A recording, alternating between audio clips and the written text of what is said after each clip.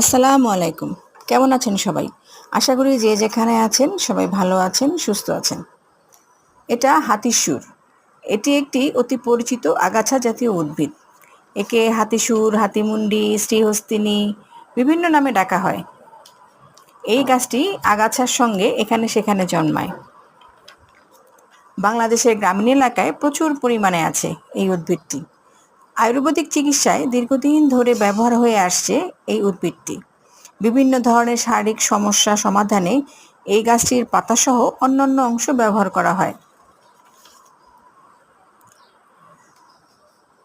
বিষাক্ত পোকার কামড়ে শরীরে কোনো স্থান ফুলে গেলে এবং সে স্থানে জ্বালাপোড়া হলে এই গাছের পাতা বেটে লাগালে, রস লাগালে উপকার হয়।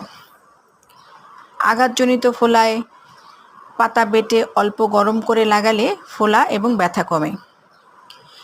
দেহে ছত্রাকজনিত সংক্রমণে লাল চাকা চাকা দাগ নিরাময়ে এই পাতার রস ব্যবহার করা হয়।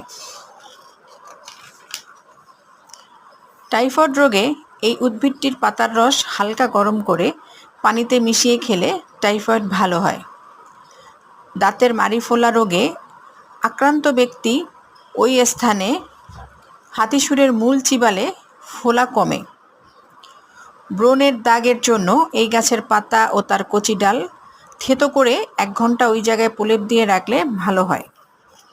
এছাড়াও আরও বিভিন্ন রোগ আছে, এগুলি ভালো হয়।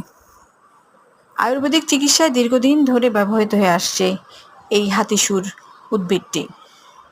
শ্বাসকষ্ট এবং হাঁপানির জন্য উপকারী, তবে এগুলি খাওয়ার আগে অবশ্যই একজন বিশেষজ্ঞের পরামর্শ নেওয়া উচিত। অতিরিক্ত এবং ভুল পদ্ধতিতে খেলে পার্শ্ব প্রতিক্রিয়া দেখা যেতে পারে। সবাই ভালো থাকবেন।